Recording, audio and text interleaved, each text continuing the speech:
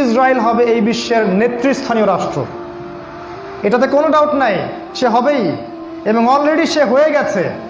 সে প্রায় 90% সফল, আর 10% বাকি আছে। এটা খুব অল্প সময়ের মধ্যেই হয়ে যাবে।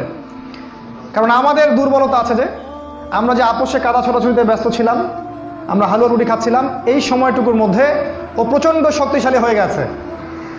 ওই ইসরায়েল থেকেই আজকে সারা বিশ্বের পলিটিক্স নিয়ন্ত্রণ করা হচ্ছে, ব্যাংকিং সিস্টেম নিয়ন্ত্রণ করা হচ্ছে, অর্থনীতি নিয়ন্ত্রণ করা হচ্ছে, মিডিয়া নিয়ন্ত্রণ করা হচ্ছে, পত্রপত্রিকাও নিয়ন্ত্রণ করা হচ্ছে, আদর্শ নিয়ন্ত্রণ করা হচ্ছে, সংস্কৃতি নিয়ন্ত্রণ করা হচ্ছে, এবং আপনার এই যে প্রযুক্তি, অস্ত্রশস্ত্র, এগুলো সেখান থেকে নিয়ন্ত্রণ করা হচ্ছে। আর এটাই সেই রাষ্ট্র যেখান থেকে দাজ্জাল মানুষের রূপে বের হবে। এটাই সেই রাষ্ট্র। ওই জেরুজালেম থেকেই দাজ্জাল বের হবে।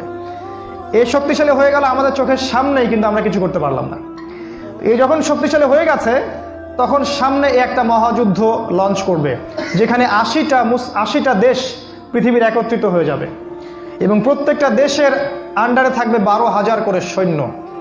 এবং এই যুদ্ধে প্রত্যেক 100 জন সৈনিকের মধ্যে 99টা সৈনিক মারা যাবে এই যুদ্ধে। এটা হবে পারমাণবিক যুদ্ধ, আপনার সামনেই করানো আছে।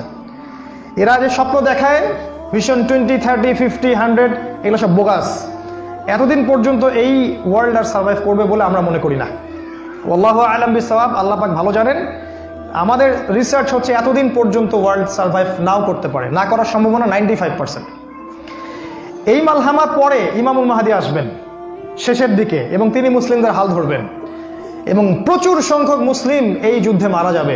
প্রচুর সংখ্যক, প্রচুর, তাদের সংখ্যা অগণিত। কিছু মুসলিম যুদ্ধের মাঠ থেকে পালিয়ে যাবে, যাদেরকে আল্লাহ পাক মাফ করবেন না, আর অল্প কিছু মুসলিম বাকি থাকবেন, যাদের হাতে আল্লাহ রাব্বুল আলামিন এই যুদ্ধের শেষের দিকে গিয়ে বিজয় দান করবেন ইনশাআল্লাহ।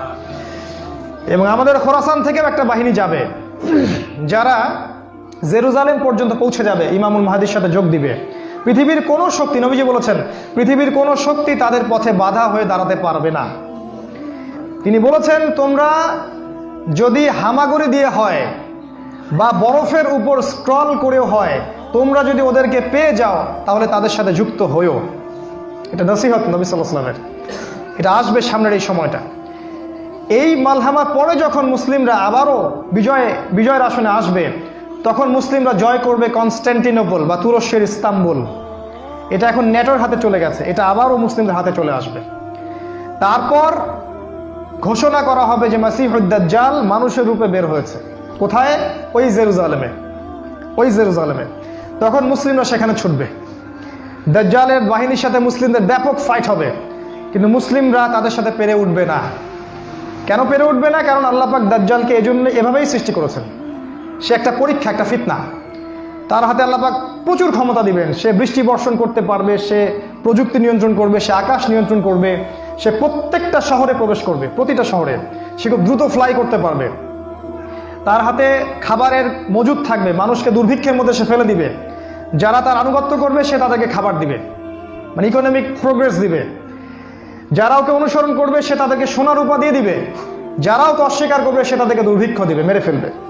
এক কথায় যারা দাজ্জালকে অনুসরণ করবে তাদের প্রত্যেককে দাজ্জাল প্রোগ্রেস দিবে, উন্নতি অগ্রগতি দিবে, তাদের জিডিপি বাড়তে থাকবে এক কথায়। আর যারাই মাসিহুদ দাজ্জালের বিরোধিতা করবে তাকে সে একদম ধ্বংস করে ফেলবে, একদম ধ্বংস। অর্থনৈতিক দিক থেকে, শারীরিক দিক থেকে রাষ্ট্রগুলো আক্রমণ করবে, সে পুরো ম্যাসাকার করে ফেলবে। তার হাতে আল্লাহ পাক এরকম ক্ষমতা দিবেন। এই জন্য মুসলিমরা তাদের সাথে পেরে উঠবে না। তাহলে কি হবে? আল্লাহ রাব্বুল আলামিন তখন মুসলিমদের দোয়া কবুল করবেন এবং ঈসা আলাইহিস সালামকে আকাশ থেকে পাঠাবেন এই পৃথিবীতে আবারও ইনশাআল্লাহ। এবং ঈসা আলাইহিস সালাম সিরিয়ার দামেস্কে সাদা মিনারের উপরে নামবেন এবং ইমামুল মাহদীও সেখানে থাকবেন। সেখানে ফজরের নামাজ পড়া হবে, ইমামুল মাহদী ইমামতি করবেন, আর এই ঈসা আলাইহিস সালাম পিছনে মুক্তাদি হয়ে থাকবেন। এটা আমাদের জন্য গর্বের বিষয়। এরপরে ঈসা আলাইহিস সালাম বলবেন যে অবরোধ তুলে দেওয়া হবে, মসজিদের দরজা খুলে দেওয়া হবে এবং ঈসা আলাইহিস সালামকে দেখা মাত্রই মাসিহুদ দাজ্জাল পালাতে শুরু করবে এবং দাজ্জালের বাহিনী অর্থাৎ ইহুদি খ্রিস্টান সভ্যতার সাথে মুসলিমদের যুদ্ধ হবে। নবী সাল্লাল্লাহু আলাইহি ওয়াসাল্লাম বলেছেন, হাদিসে শোনেন, নবীজি বলেছেন, লা তুকাতিলুন্নাল ইয়াহুদ, শেষ জামানায় তোমরা অবশ্যই ইহুদিদের সাথে যুদ্ধ করবে, অবশ্যই করবে।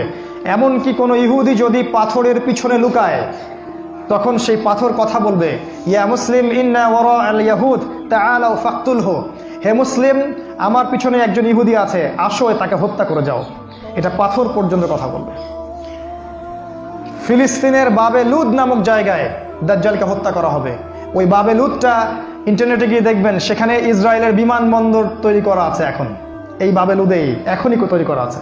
আমি একটু আগে বললাম যে দাজ্জাল আকাশ নিয়ন্ত্রণ করবে, ওই বাবে লুদের এয়ারপোর্ট থেকেই সে আকাশ নিয়ন্ত্রণ করবে। আমার মত, এটা আমার মত, আমার বুঝ। এটা ওই বাবে লুদে সবচেয়ে বড় একটা এয়ারক্রাফটের ঘাঁটি তারা মজুদ করেছে এই বাবে লুদের মধ্যে, প্যালেস্টাইনে।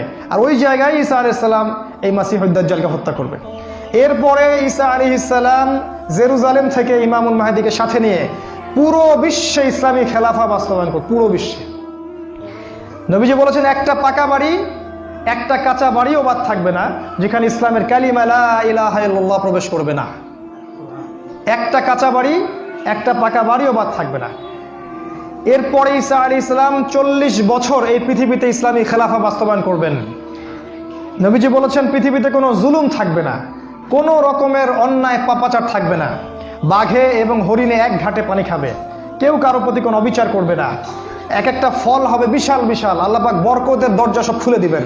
প্রচুর বৃষ্টিপাত হবে, মাটি উর্বর হবে, প্রচুর সুজলা সুফলা হয়ে যাবে এই পৃথিবীটা। আবারও আগের অবস্থায় চলে আসবে পৃথিবীটা ইনশাআল্লাহ। কোনো দূষণ থাকবে না, কিচ্ছু থাকবে না ইনশাআল্লাহ। এই 40 বছর তিনি রাজত্ব করবেন, তারপর তিনি মারা যাবেন এবং তাকে দাফন করা হবে রাসূল সাল্লাল্লাহু আলাইহি ওয়াসাল্লামের কবরের পাশে। আর ইমামুল মাহদী আরও আগেই মারা যাবেন, তিনি 7 বা 9 বছর রাজত্ব করবেন, এই মুসলিম উম্মাহকে নেতৃত্ব দিবেন। এই অবস্থাটা সামনে আসতে যাচ্ছে। এই কথাগুলো আপনাকে কোনো সেকুলার মিডিয়া বলবে না, কোনো কাফের মিডিয়া বলবে না, কোনো পত্রপত্রিকায় পাবেন না। ইভেন এখন ওয়াজ মাহফিলেও এগুলো বলা বন্ধ হয়ে গেছে।